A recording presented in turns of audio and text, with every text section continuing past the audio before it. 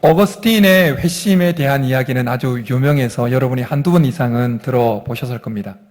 그가 쓴 고백록에 그가 회심 때 어떻게 했는지 이렇게 기록하고 있습니다. 그가 고뇌 중에 눈물을 흘리고 있을 때 이렇게 고백합니다.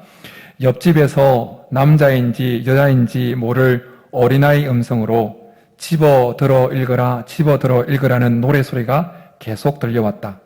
그래서 나는 쏟아지는 눈물을 억누르며 일어났다.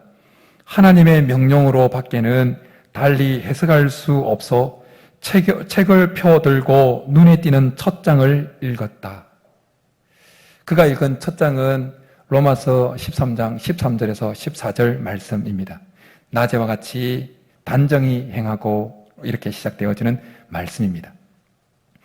성경이 기록되어지던 성경 시대에나 2000년 기독교 역사 속에서나 그리고 오늘에도 하나님은 하나님의 백성들에게 자신의 음성을 들려주십니다.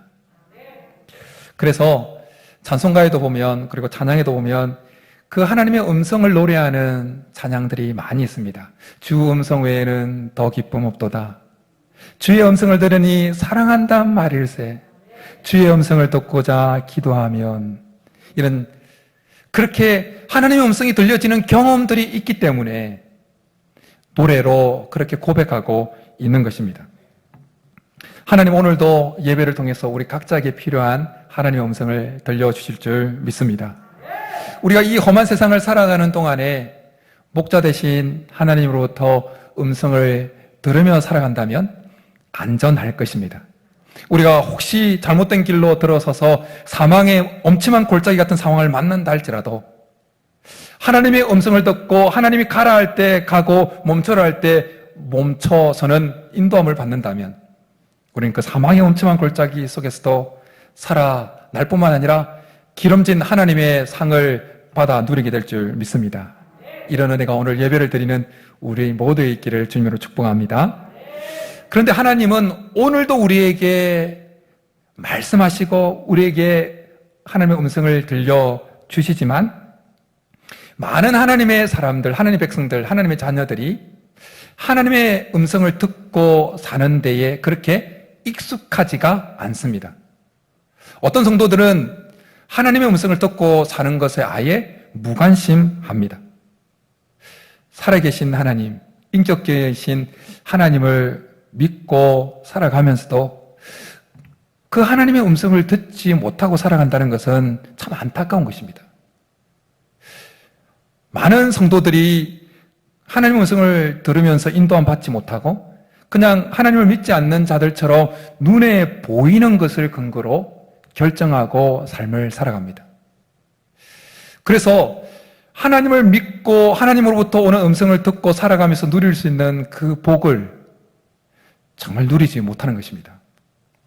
오늘 말씀을 통해서 하나님의 음성을 듣는 우리의 영적 귀가 열리는 은혜가 있기를 축복합니다. 오늘 말씀은 이스라엘 백성들이 가나안 정복 초기에 있었던 한 실수를 배경으로 하고 있습니다. 이들의 실수를 우리는 반면 교사 삼아야 할 것입니다.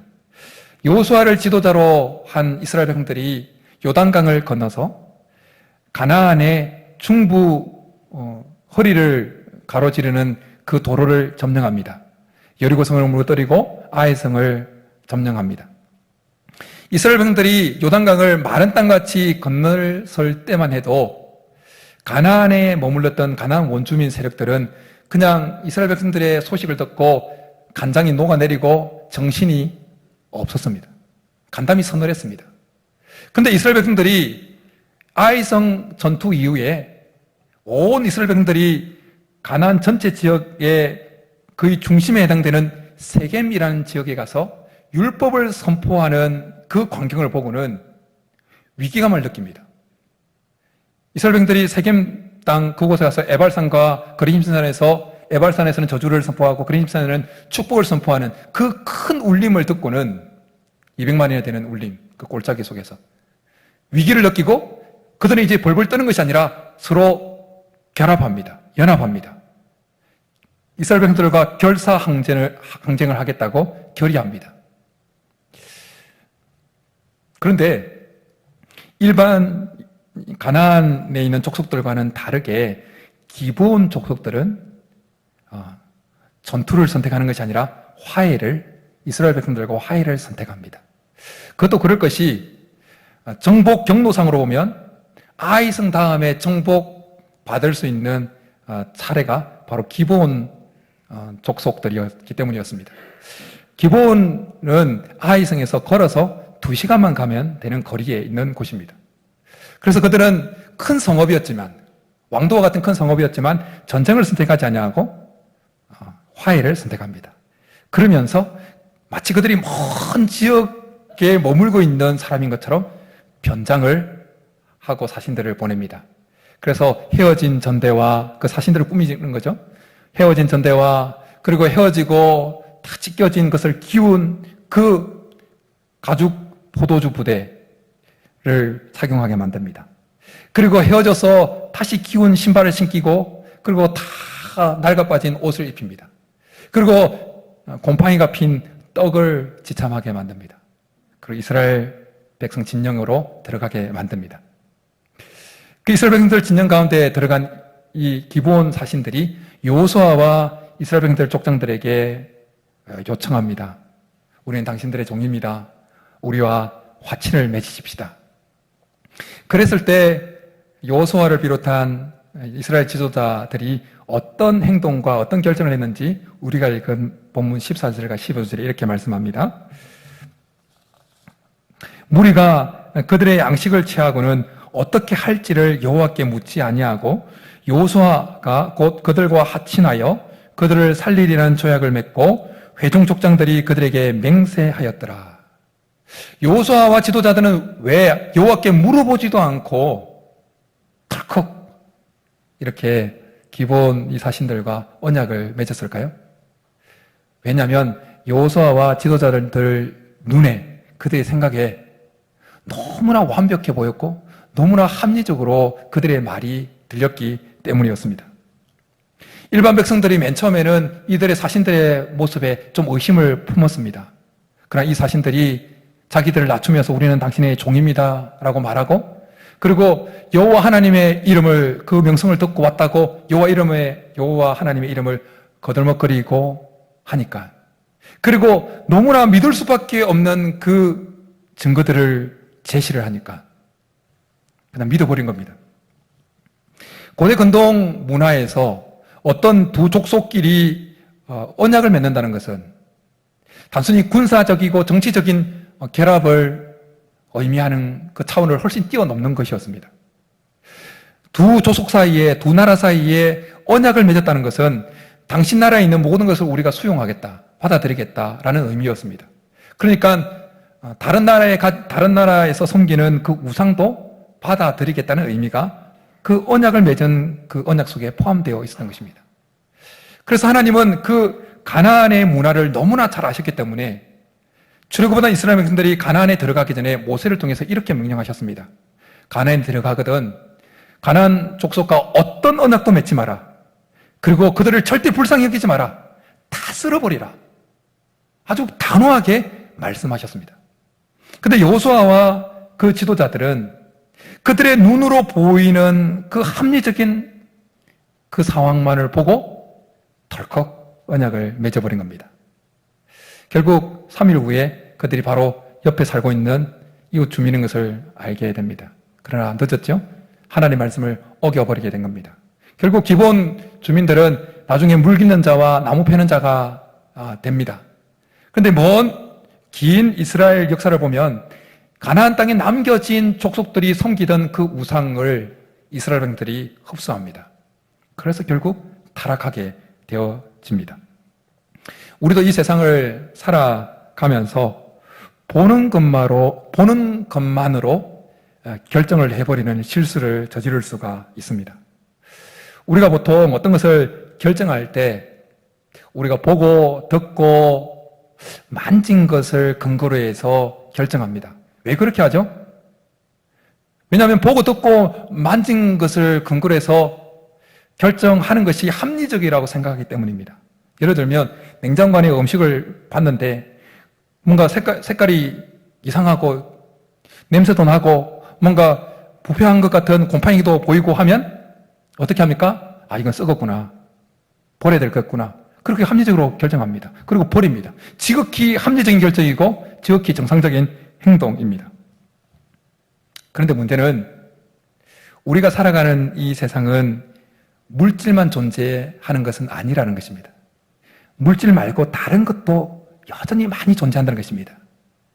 곰팡이 핀 그 떡 뒤에 헤어지고 낡아빠진 전대와 그 가죽부대, 포도주 가죽부대 그 뒤에 기본 족속들이 숨겨놨던 그 깨와 속임수가 숨겨져 있었던 것처럼 우리가 살아가는 이 물질 세계 뒷면에 보이지 않는 것들이 많이 있습니다.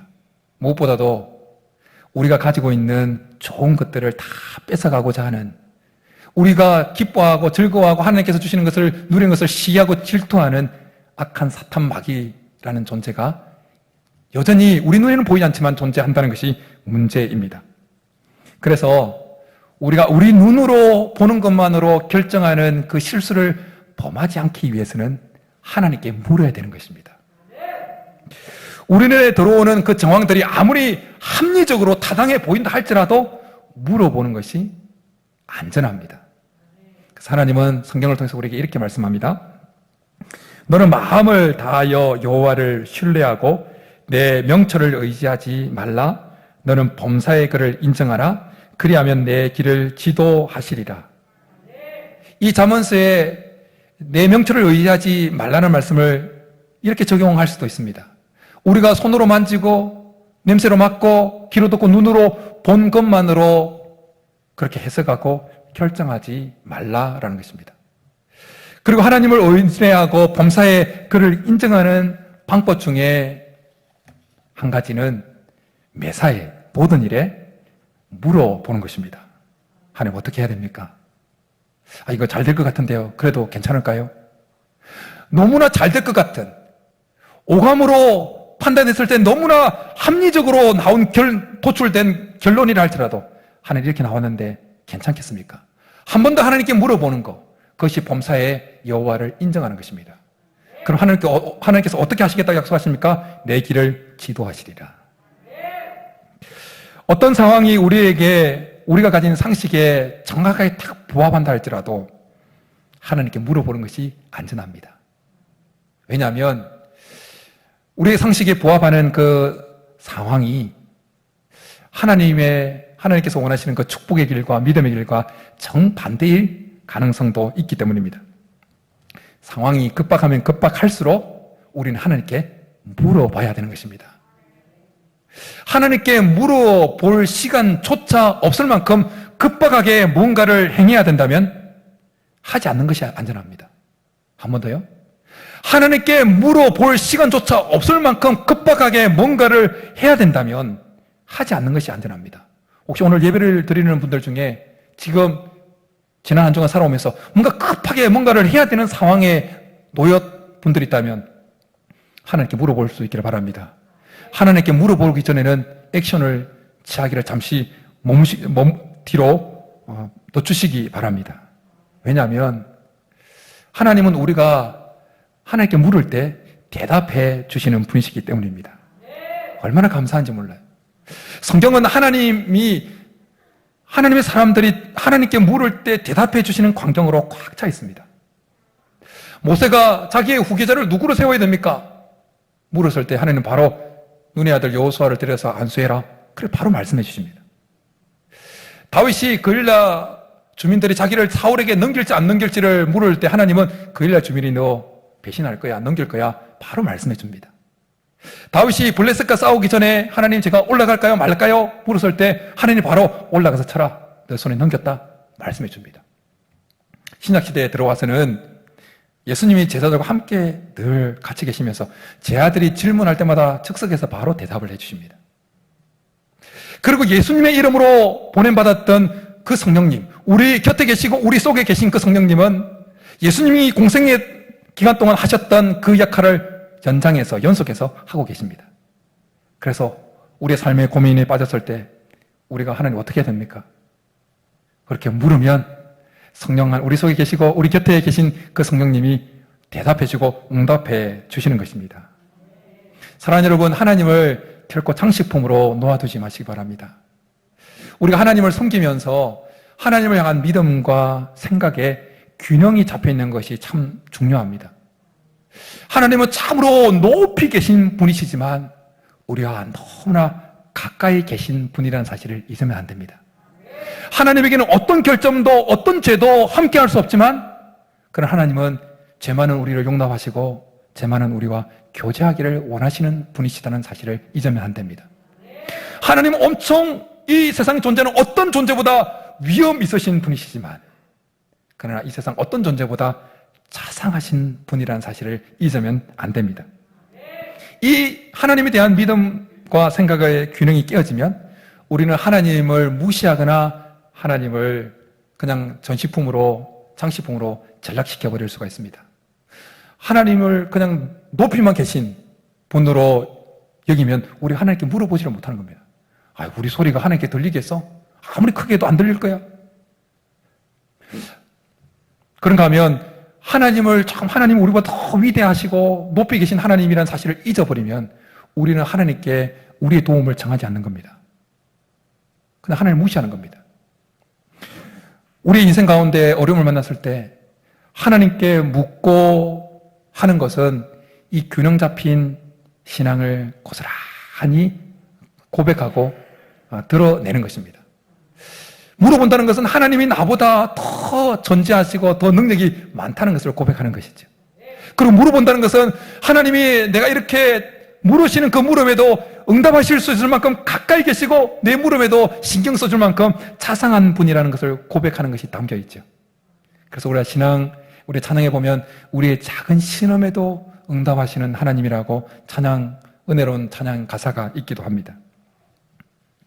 예수님은 요한복음 10장에서 선한 목자의 비유, 양과 염소의 이 선한 목자와 양의 비유를 말씀하셨습니다. 그 말씀에서 보면 양은 목자의 음성을 듣는다 말씀합니다. 그 사실에서 아는 것은 하나님 우리에게 음성을 들려주실 만큼 아주 가까이에 계시다라는 것입니다. 양된 우리는 하나님의 음성을 들을 수가 있는 것입니다. 그런데 문제는 이제 여기서부터 됩니다. 우리의 삶에 있어서 너무나 확실한 것은 사실 고민 없이 하나님의 하나님의 음성을 듣습니다. 왜냐하면 성경에 너무나 명확하게 기록되어 있으니까. 우리가 막 범죄를 저지를까 말까 그것에 대해 고민할 필요는 없잖아요. 우리가 술집을 열까 말까 이거 고민할 필요는 없잖아요.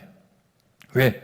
성경에 우리가 주일날 교회 오지 않고 교회로 올까 야외로 갈까 교회로 갈까 교외로 갈까 이거 고민할 필요 없잖아요. 이미 정확하게 기록되어 있으니까. 근데 문제는 우리의 실제 삶에 일어나는 죄를 범하는 것이 아닌 실제 삶의 고민거리에 대한 그 물음에 하나님의 응답을 받아 누리는 것, 이것이 그렇게 간단치만은 않다라는 것입니다. 지금 다니고 있는 그 회사를 그만둬야 될지 계속 지속해야 될지, 내가 생각하는 그 사업 아이템을 이걸 실행시켜야 될지 말아야 될지, 내가 현재 사귀고 있는 이 배우자가 아니고 이 남자와 이 여자 계속 교제를 지속해야 될지, 믿는 자이지만 지속해야 될지 말아야 될지, 결혼까지 가야 될지, 이런 우리의 삶에 죄를 범하는 건 아니지만 갈림길에서 어디를 결정해야 될지에 대해서 하나님의 음성을 듣는 것은 그렇게 결코 간단한 것은 아니다라는 것입니다. 다른 사람들을 통해서 우리 마음의 어떤 내적인 마음의 울림을 통해서, 성경 말씀을 통해서, 환경을 통해서 뭔가 우리 속에 우리 삶에 여러 가지 생각과 마음이 밀려올 때 그 수많은 말과 마음과 생각들 중에 어떤 것이 나를 향한 하나님의 음성인지를 구별해내기가 그렇게 쉽지가 않다는 것입니다. 어떻게 하면 이것을 구별해낼 수 있을까요? 단순히 성경 한 구절 내게 다가왔다고 그것을 나에게 주신 하나님의 음성으로 그냥 확신하려고 하는 우를 범하지는 마십시오. 왜냐하면 성경 전체 문맥을 통해서 말고 그냥 한 구절 내 속에 가득한 욕심을 뒷받침하고자 그냥 내가 임의로 떼온 것일 수도 있습니다. 그리고 사탄 마귀도 예수님을 시험할 때 기록된 말씀을 끄집어 모아서 예수님을 공격했다는 사실을 우리는 생각할 필요가 있습니다. 우리는 어떻게 삶의 실제적인 문제에 대해서 하나님 어떻게 됩니까? 라고 질문 할 때 반드시 하나님께서 응답하시는데 그 응답해 오시는 그 음성을 하나님 음성으로 구분해 낼 수 있느냐라는 것입니다. 이것은 너무나 실제적이고 중요한 문제입니다. 성경에 기록되어진 하나님과 그리고 질문을 던지는 이 하나님의 사람들과의 관계를 보면 너무나 쉬워요. 하나님 어떻게 해야 됩니까? 이렇게 해라. 너무나 하나님의 음성도 명확하고 물어보는 하나님께서 질문하면 바로 하나님이 대답해주고. 그런데 우리 실제 삶에서는 다들 경험하시겠지만 이러도 불러도 이름 없는 대답처럼 하나님 응답이 없어요. 그런데 한 가지 분명한 사실은 하나님은 우리가 질문하면 대답하신다는 것입니다. 이건 부인할 수가 없습니다. 하나님은 우리가 질문하면 대답하십니다.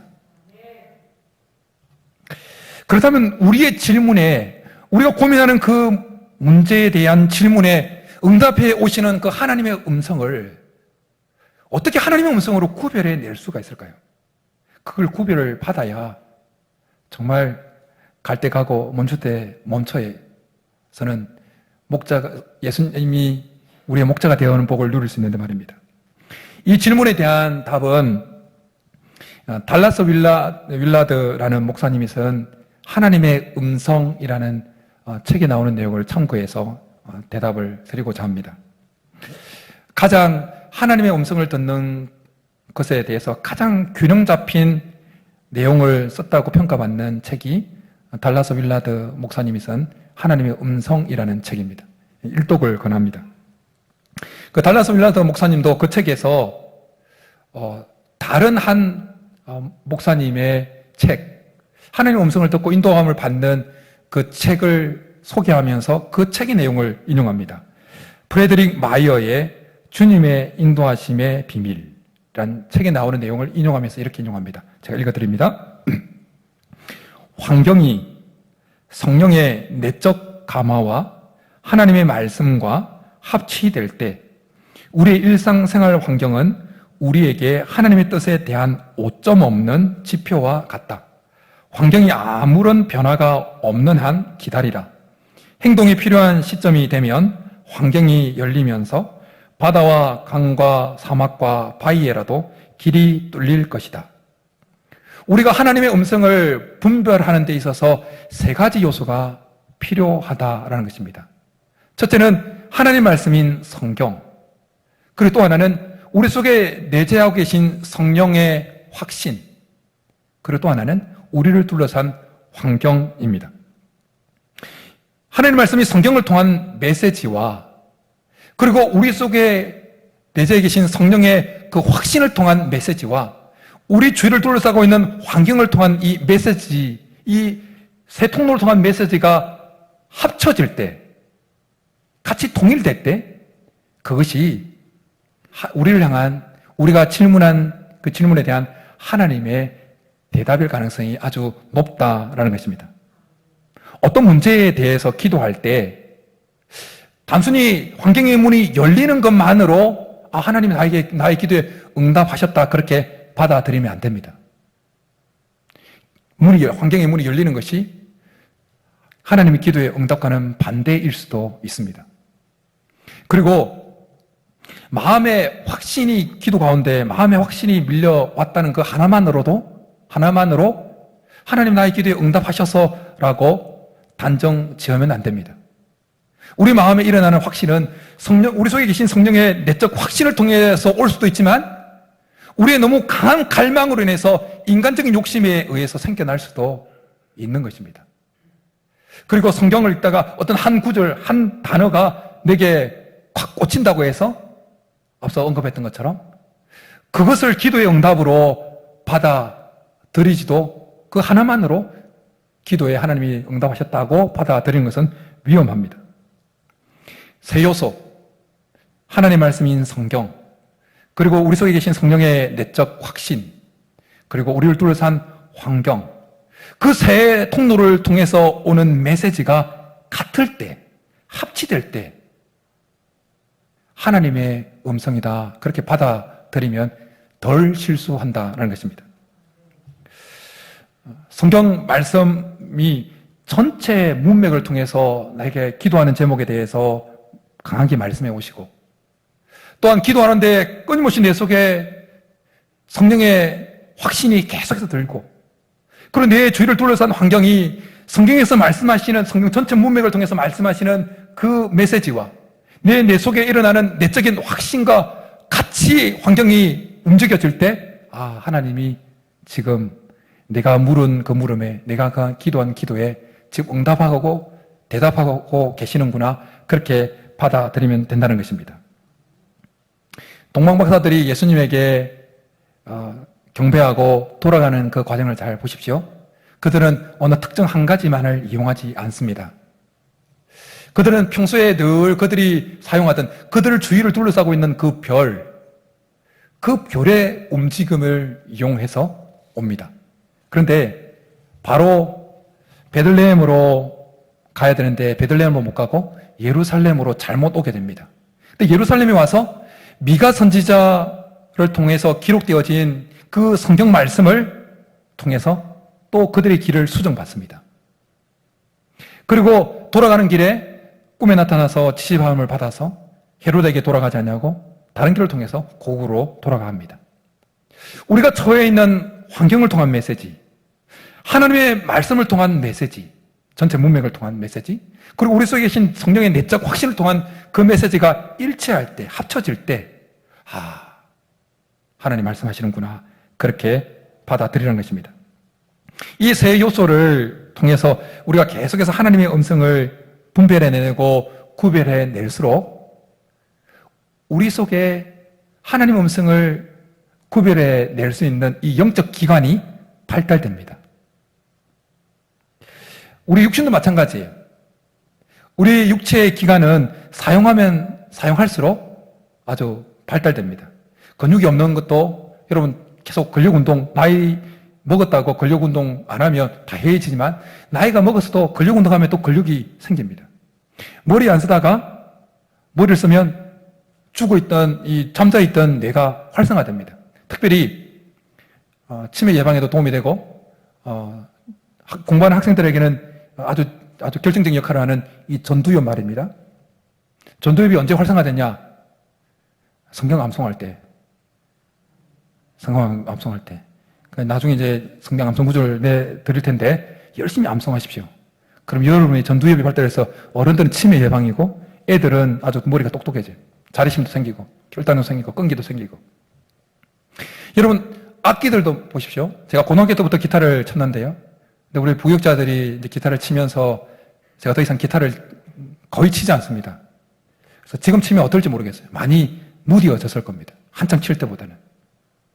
우리 반주자들이 주중에 피아노 한 번도 안 치고 그냥 올 때와, 그래서 주중에 피아노를 연주도 해보고 그렇게 올 때와 분명히 다를 겁니다.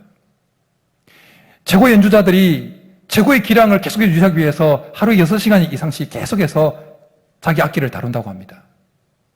악기들도 아무리 비싼 거 좋은 악기들이라도 계속해서 만져주지 않으면 그 음이 퇴색되어지고 뭔가 변질된다라고 말하는 것입니다. 우리의 영적 기관도, 하나님의 음성을 구별해내는 우리의 영적 기관도 똑같습니다. 하나님 말씀이 성경, 우리를 둘러싸고 있는 환경을 통한 메시지, 우리 속에 계신 성경의 내적 확신을 통한 그 메시지, 이 세 개가 합치되어지는 것을 통해서 하나님의 음성을 구별해내려고 계속해서 할수록, 구별해내는 경험을 계속 할수록 하나님의 음성을 구별해내는 우리의 영적 기관이 계속해서 발달되는 것입니다. 자, 처음에는 어려워도 계속해서 좋아지는 것입니다. 요한복음 10장에 보면 예수님께서 아까 언급했던 것처럼 양과 목자의 비유를 말씀하시면서 양은 목자의 음성을 듣는다고 말씀을 합니다. 그런데 양이 처음부터 목자의 음성을 구별해내는 것은 아닙니다. 물론 빨리 습득을 하지만요. 그러나 처음부터 목자의 음성과 도둑놈의 음성을 바로 구분해내는 거 아닙니다. 근데 왜 어떻게 구분해냅니까? 목자의 음성과 다른 사람의 음성을 계속해서 구분해내는 경험을 계속 그 속에서 하는 동안에 어느 순간 발달되는 거예요. 그래서 목자가 한마디만 툭 던져도 이건 목자의 음성이구나. 툭 다른 사람이 음성을 던지면 이건 도둑놈이구나. 다른 사람의 음성이구나. 바로 구분해낼 수 있다는 것입니다. 여호와는 나의 목자시니 내게 부족함이 없으리로다. 누가 고백한 거죠? 다윗이 고백한 것입니다. 시편 23편. 다른 사람 말고 다윗이 이 고백을 여호와가 나의 목자라고 고백했던 그 배경이 있습니다. 다윗은 목동 출신이면서 또한 한편으로 그는 하나님을 섬기면서 하나님께서 들려주시는 그 음성을 듣고 묻고 하나님께 들려주시는 그 음성을 들으면서 계속 인도함을 받는 삶을 살았습니다.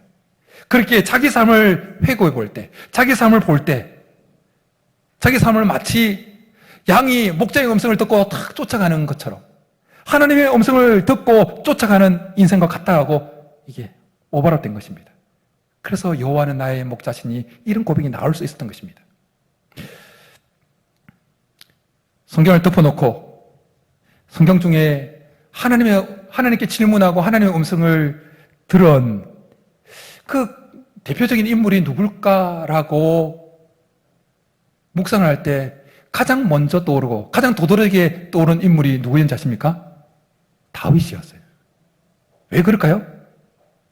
다윗은 어떤 성경에 등장하는 인물들보다 하나님의 음성을 듣는 영적 귀가 발달된 것입니다. 계속 묻고 듣고 하는 것을 계속 반복한 겁니다. 그러니까 물으면 바로 들리는 거예요. 사랑하는 여러분, 하나님은 우리가 물으시면 대답해 주시는 분이십니다. 오늘도 살아계십니다. 눈으로 보이는 것만으로 결정하지 마시기 바랍니다. 하나님께 물으십시오. 그래야 안전합니다.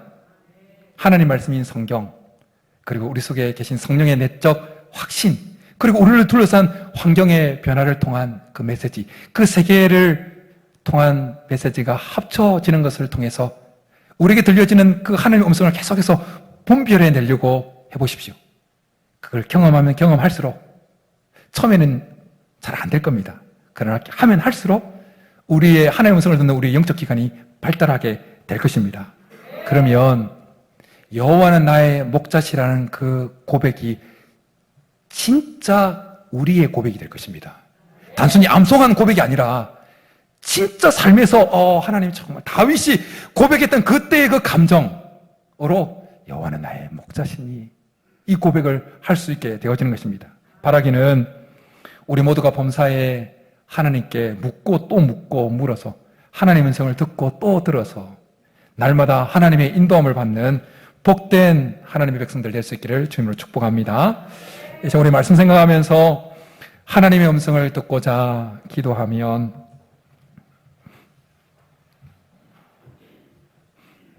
찬양하고 기도하며 나가겠습니다.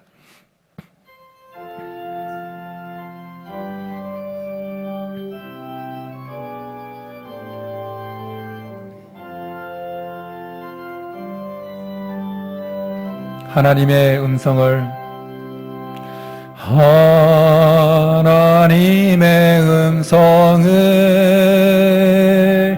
듣고자 기도하며 귀를 기울이시고 내 기도를 들어주신 다음에 깊은 웅덩이와 수렁에서 끌어주시고 나의 발을 반석 위에 세우시사 나를 튼튼히 하셨네. 새 노래로 부르자 랄라라. 하나님 하나님께 올릴 찬송을 새 노래로 부르자. 하나 주를 의지하고 주를 의지하고 교만하지 않으면 교만하지 않으면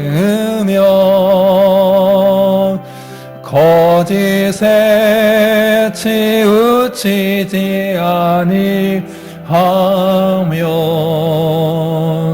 복이 있으리라.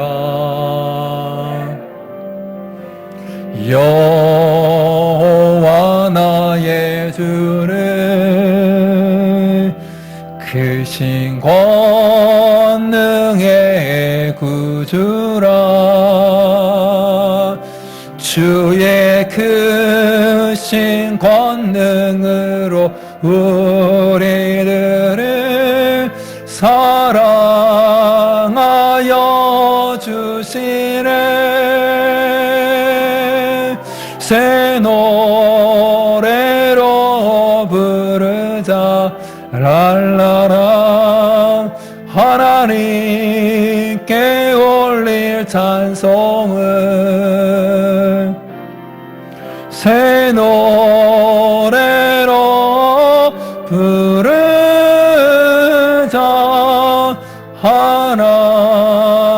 하나님 사랑을. 이제 우리 말씀 생각하면서 같이 한번 기도하며 나가겠습니다. 참 우리는 우둔합니다. 우리는 하나님의 음성을 듣고 살아가는데 익숙하지 않습니다. 그러나 하나님은 우리에게 음성을 들려주시면서 쉴만한 물가로 푸른 초장으로 우리의 삶을 인도해 가고 싶어 하십니다. 우리가 그 음성을 잘 구별해내고 들을 수만 있다면 그것으로 인도함을 받고 사망의 엄침한 골짜기를 지난다 할지라도 해를 당하지 아니하고 원수의 목전에서도 하나님께서 베푸시는 그 상을, 풍성한 상을 누리는 인생이 될 것인데, 하나님, 저 그런 인생 되고 싶습니다. 그런 복 받아 누리기를 원합니다.